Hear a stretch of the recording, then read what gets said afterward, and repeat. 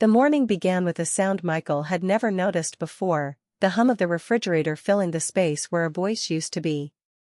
He lay in bed longer than usual, staring at the ceiling, counting the cracks he had ignored for years. The other side of the bed was cold. Not messy. Not angry. Just empty. That was the hardest part. Sarah hadn't left in a storm. She had left quietly, like someone closing a book they once loved but could no longer read. Michael finally sat up. His feet touched the floor, and the house greeted him with stillness. No radio playing in the kitchen. No soft footsteps. No scent of coffee already brewing. 3 weeks. That's how long it had been. He moved through the house like a guest, careful not to disturb anything. In the bathroom, Sarah's toothbrush was gone, but the small crack in the mirror was still there. In the closet, her side was half empty, but a blue sweater still hung in place, forgotten or maybe left on purpose. In the kitchen, Michael poured coffee into 2 mugs out of habit. He noticed only after he had filled both. He stood there, holding the second mug, unsure what to do with it. After a moment, he poured it down the sink. The sound felt louder than it should have. He sat at the table and stared at the wall calendar. A red circle marked today's date. Sarah used to mark everything: birthdays, appointments, plans for the future. Now the calendar felt like a reminder of things that were no longer scheduled.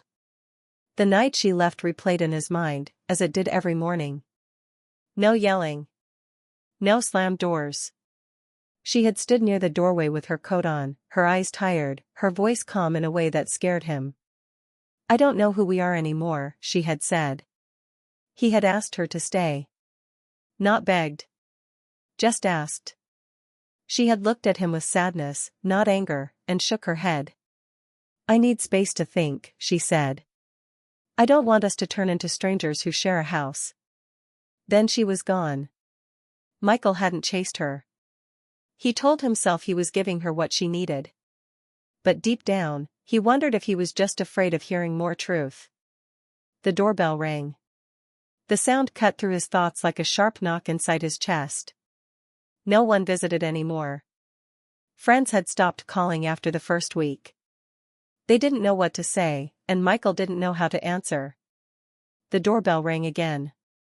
Michael stood slowly, his heart beating faster. He checked his phone. No messages. No warning. When he opened the door, he froze. Ellen Carter stood on the porch, holding a small suitcase. Her gray coat was neat, her hair pulled back, her face calm but tired. She looked older than Michael remembered, or maybe he was seeing her differently now. "Hello, Michael," she said gently. For a moment, he couldn't speak. Sarah's mother was the last person he expected to see. He felt a rush of worry, guilt, and something else he couldn't name. "Ellen," he said finally. What are you doing here?" She offered a small, polite smile. "May I come in?" He stepped aside without thinking.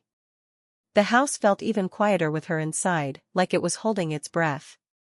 Ellen set her suitcase by the door and looked around the living room. Her eyes moved slowly, taking in the familiar space. The couch. The bookshelf. The framed photo from Michael and Sarah's wedding, still hanging on the wall. "You kept it," she said. Michael nodded. "I didn't know what to do with it." She nodded back, understanding more than he expected. They sat across from each other.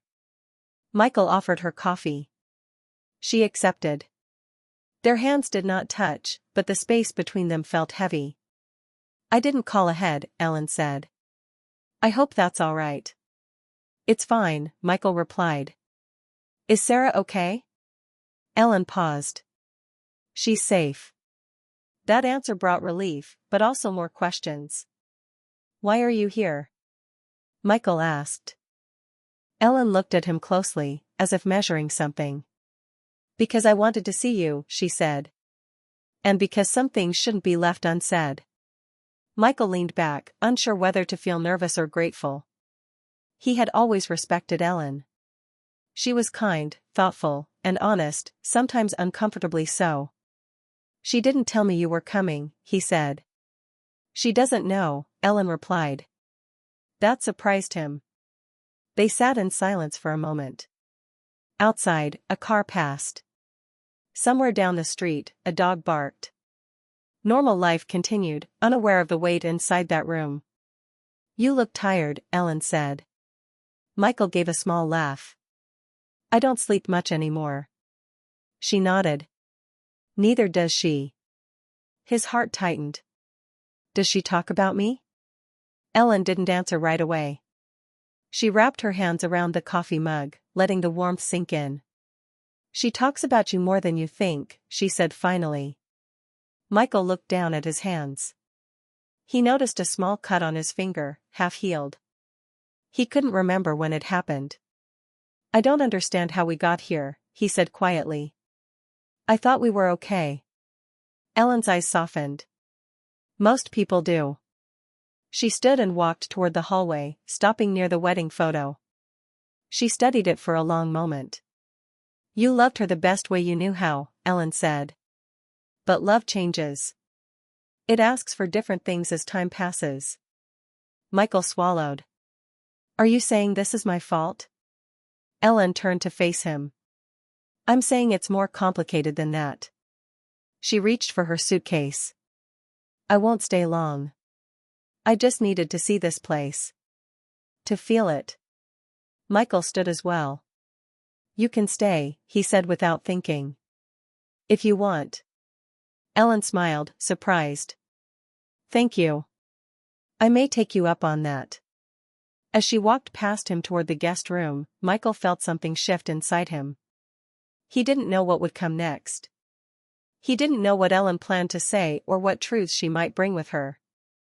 But for the first time since Sarah left, the house didn't feel completely empty. And that scared him almost as much as it gave him hope. Michael woke to the sound of quiet footsteps in the kitchen. Sunlight spilled across the wooden floor, warm and soft, but it didn't chase away the heaviness in the house. He rubbed his eyes and noticed Ellen moving around, making tea with careful hands, arranging the cups on a tray. She didn't look at him as if expecting anything, just acting naturally in a house that had suddenly felt like hers as much as his. He watched her for a moment. Her presence was calm, almost comforting, but it stirred something deep inside him, memories of Sarah, laughter in this very room, arguments softened by apologies, quiet mornings where nothing needed to be said. And yet, Sarah was gone, and Ellen was here, stepping carefully into the space she had never fully occupied before. "Morning," she said softly.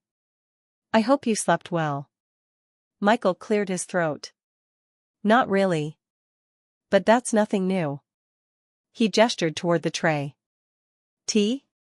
She nodded and poured 2 cups, handing one to him. Their hands brushed slightly, a small spark of familiarity, not romantic but human. Michael accepted it, holding the cup like an anchor in a storm. "I wanted to come," Ellen said, setting her cup down. "After everything. I wanted to see you. And the house. And," she hesitated.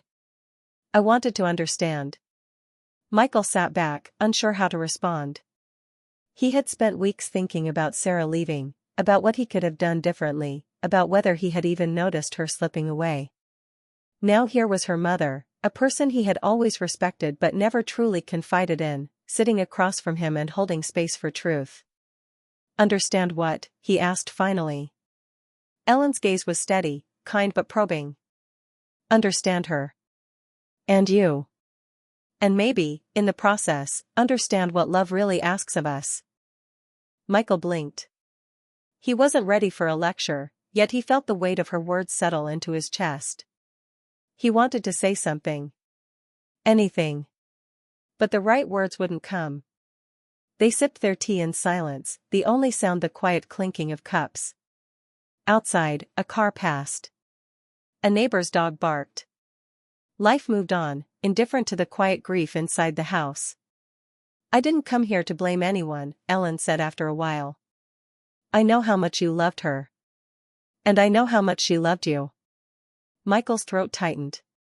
"Then why did she leave?" Ellen set her cup down carefully, folding her hands around it. Because sometimes love isn't enough. Because sometimes people need to be seen, really seen, not just assumed to be happy. Sarah, she wanted to be chosen again, not just assumed. Michael felt a lump rise in his throat. He had thought he knew her, thought he had always been attentive, thoughtful, caring. And now, through Ellen's words, he realized he had only seen what was easy to see. He had missed the small cracks, the quiet pleas for connection, the way she had been slipping into silence. She didn't leave because she stopped loving you, Ellen continued gently. She left because she didn't know how to ask for help anymore. Michael closed his eyes. He remembered the small arguments, the moments of tension he had brushed off. The times he had assumed she was fine when she wasn't. Guilt wrapped around him, tight and suffocating. I would have listened, he whispered. I know, Ellen said. That's why I'm here. Because love doesn't always speak loudly. Sometimes it waits. And sometimes, someone has to remind us to listen. He opened his eyes and watched her. She wasn't judging. She wasn't angry. She was offering understanding, insight, a bridge across the silence that had grown between him and Sarah. Did she write to you? He asked hesitantly, afraid of the answer. Ellen shook her head. No. But she wrote to you. And she wanted me to give it to you when the time was right. She reached into her bag and pulled out a folded envelope, worn at the edges, carefully preserved. Michael's hands trembled as he took it. He didn't open it. Not yet. Instead, he held it close, feeling the weight of her words, the weight of the moment. Ellen stood and stretched slightly. I won't stay long, she said. I just needed to come.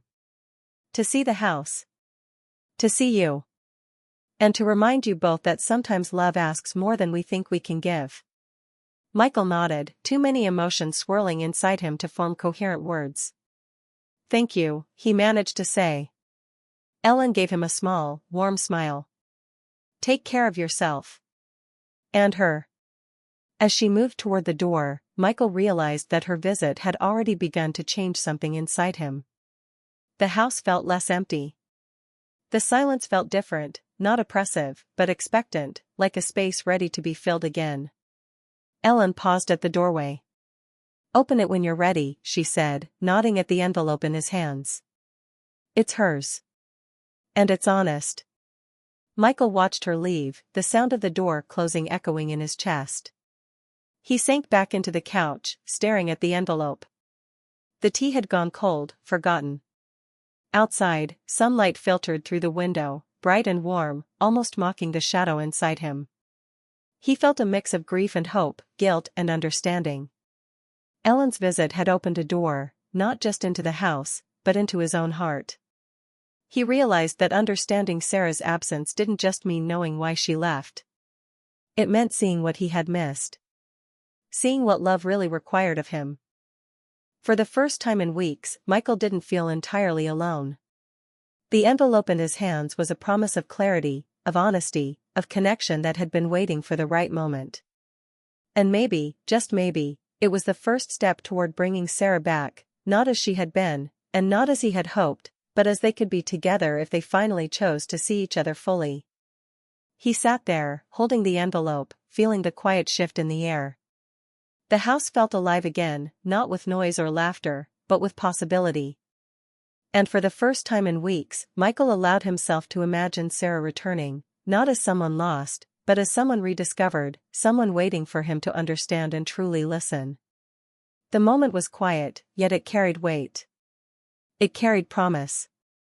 And in that quiet, Michael realized that Ellen's visit wasn't just a conversation or a gesture, it was the start of something that could change everything. Something that could heal the emptiness he had been living with.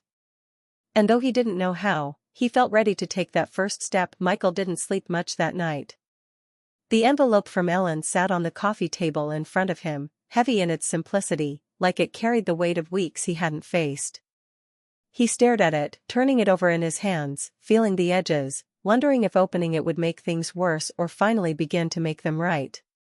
Every sound in the house felt amplified, the ticking of the clock, the faint hum of the refrigerator, even the creak of the floorboards under his own weight. By morning, he was ready. His hand still shook slightly as he unfolded the letter, careful not to tear the thin paper. The handwriting was unmistakably Sarah's, looping letters that once felt so ordinary but now felt like pieces of her soul reaching out to him. "Michael," the letter began, "I wish I had said these things before I left. I was scared, confused, and too proud to admit that I needed help. I didn't want to hurt you, but I couldn't stay the same person I was pretending to be. I hope you understand someday." He paused, his chest tightening. He read on. "I loved you. I still do. I think that's why leaving felt impossible and necessary at the same time. I needed space to remember who I am, to understand what I want from life, and to be honest with myself. I didn't want our love to become a routine, a habit, something that fades because we forgot to see each other." Michael closed his eyes. The words echoed the things Ellen had told him the day before, but now it was Sarah's own voice, soft but real, speaking to him across the distance she had put between them. "I think about you constantly," the letter continued. "I think about us.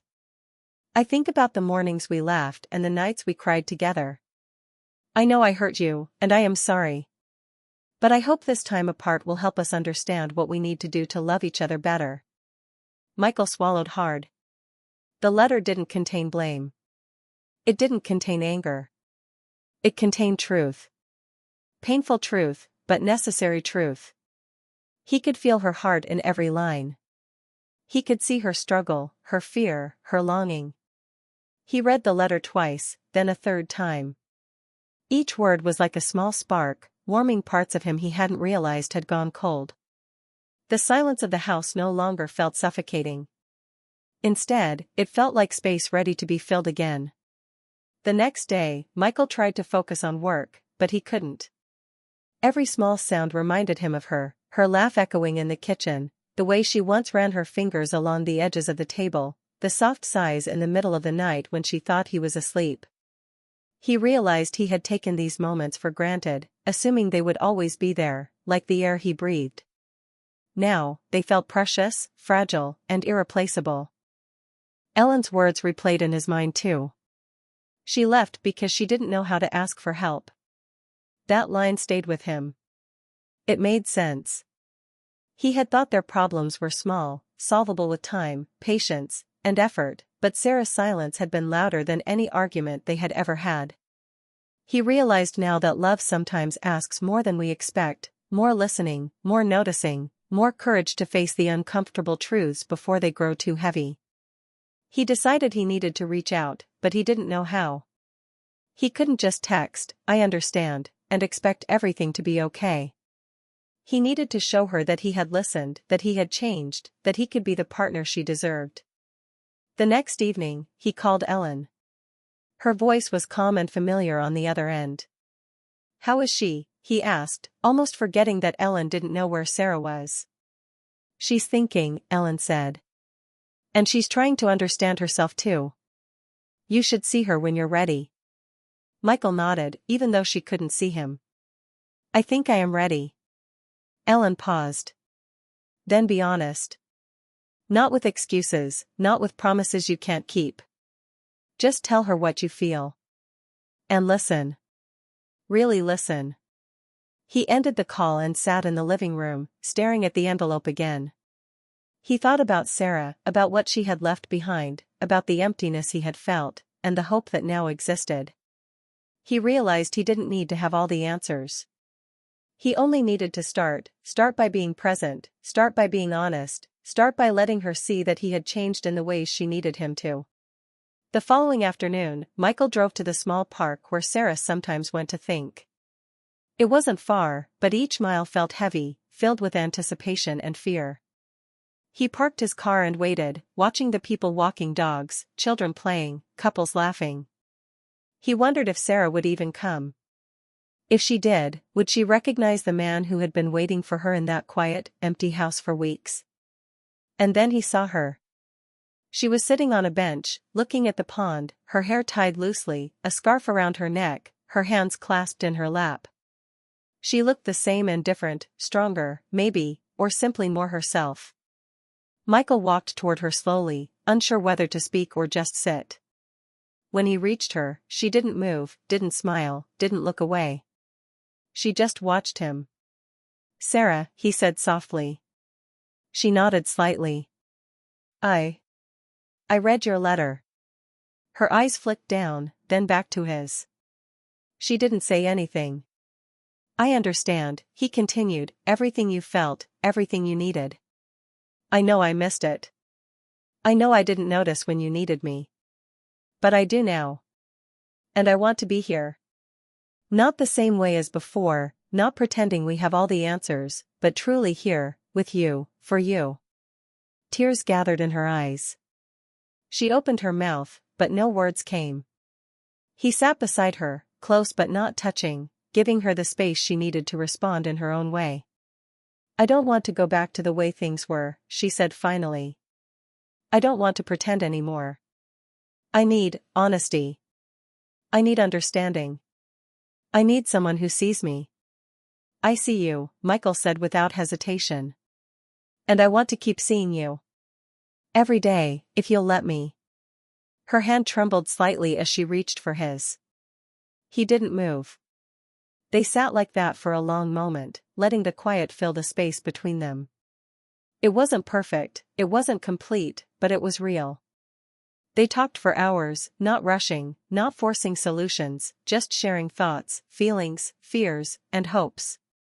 Michael listened as she spoke about her time away, about the clarity she had gained, and about the ways she had missed him. He didn't interrupt, didn't argue. He only listened. By the time the sun began to set, painting the sky with gold and pink, they both felt lighter, freer. They didn't have all the answers, but they had begun the journey back to each other. Weeks later, Michael sent Ellen a short message, "Thank you for everything." Ellen replied simply, "Sometimes, love isn't the one who leaves, it's the one who helps you find your way back." Michael read it and smiled, finally understanding the truth of her visit. Sarah hadn't just left a hole in his life, she had reminded him of what love required, and Ellen had given him the courage to see it clearly. He held Sarah's hand tightly as they walked home together. The road ahead was uncertain, but for the first time in a long time, it felt worth every step. Michael drove slowly, gripping the steering wheel as the familiar streets passed by. His heart raced, not with fear, exactly, but with anticipation, the kind that comes when everything you've waited for hangs in a single moment. He had called Sarah earlier, and she had agreed to meet him at the small lakeside cafe they both loved. He had spent weeks imagining this moment, rehearsing what he would say, how he would explain, how he would show her he had changed. Yet now that it was here, words felt fragile, insufficient. When he parked, he saw her immediately. She was sitting at a corner table, her coat wrapped tightly around her, eyes scanning the water, her hands loosely clasped on the table. She looked peaceful, yet Michael could see the tension in her shoulders. The weight of the past weeks hung around her like a shadow. He approached slowly, careful not to startle her. "Hi," he said, stopping beside her.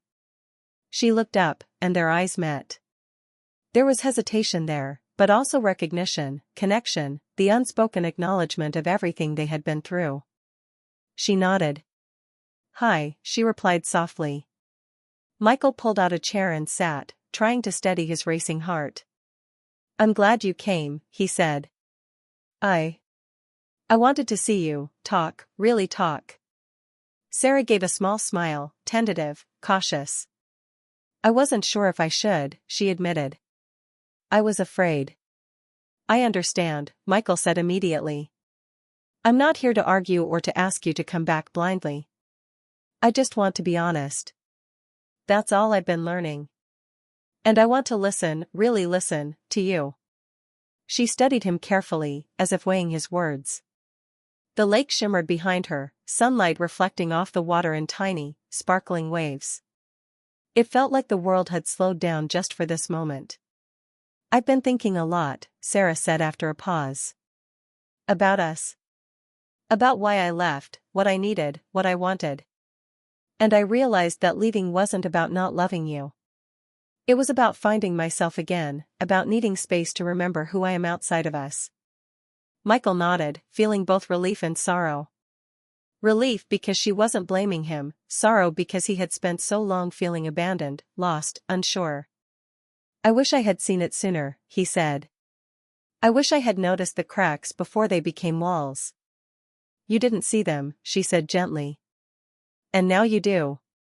That's what matters. The conversation flowed naturally after that. They didn't rush. They didn't pretend the past weeks hadn't happened. They spoke of feelings, fears, mistakes, hopes. Michael listened to Sarah's stories of quiet mornings she had spent alone, the reflections she had made, the clarity she had gained. She listened to him as he spoke of his regrets, his longing, and the ways he had realized love was more than just comfort or routine, it required attention, patience, and courage. At one point, Michael reached into his pocket and took out the envelope Ellen had given him. She wrote this before she left, he said softly. I read it, and it changed the way I see everything. About you, about us. About what I need to do to be better. Sarah's eyes softened.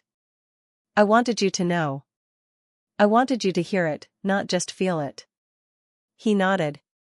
I do. And I want to show you, every day if you'll let me. Not promises that can't be kept. Not perfection. Just honesty. Presence. Effort. She took a deep breath, then placed her hand lightly over his. That's all I ever wanted, she said. To be seen. To be heard. To be loved for who I am, not who we assume I am. Michael squeezed her hand gently. I see you, he said. I've always loved you, but now I finally understand what it means to truly love you. The cafe around them buzzed with quiet life, coffee machines whirring, chairs scraping, soft conversation, but none of it mattered. For a while, the only things that existed were Michael, Sarah, and the fragile, rebuilding bridge between them. They talked for hours, sharing small details and memories they had forgotten in the routine of life. He laughed at the way she remembered their first road trip, she smiled at the memory of his clumsy attempt to cook dinner one night. They didn't need grand gestures, their reconnection was in the honesty, in the willingness to show their hearts without pretense.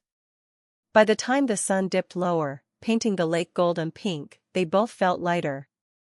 The weight of unanswered questions, the tension of weeks apart, the uncertainty of whether they could find each other again, all of it had eased. Not gone completely, but manageable. Something had shifted.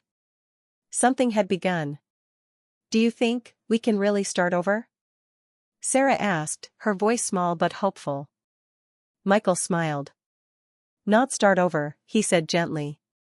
Start forward.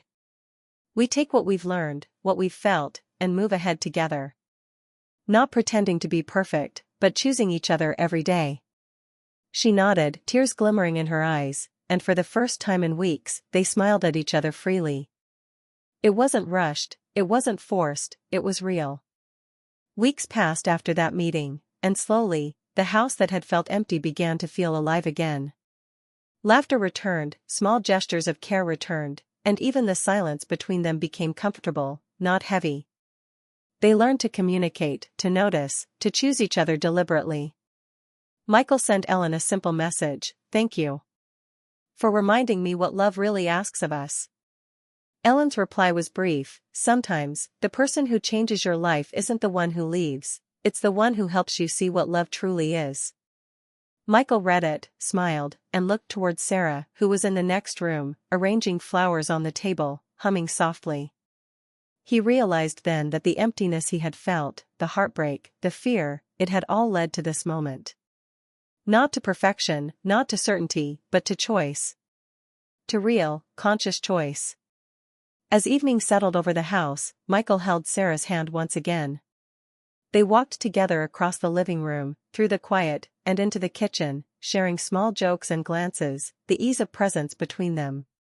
The journey ahead was uncertain. There would be challenges, there would be moments of doubt. But for the first time in a long time, they faced it together, fully awake, fully honest, and fully committed to the fragile, beautiful work of loving each other. And Michael knew that sometimes, love doesn't arrive in grand declarations. Sometimes, it arrives quietly, through understanding, through listening, through showing up when it matters most. And in that quiet, he found the life-changing truth, that love, patient and persistent, could always find its way back.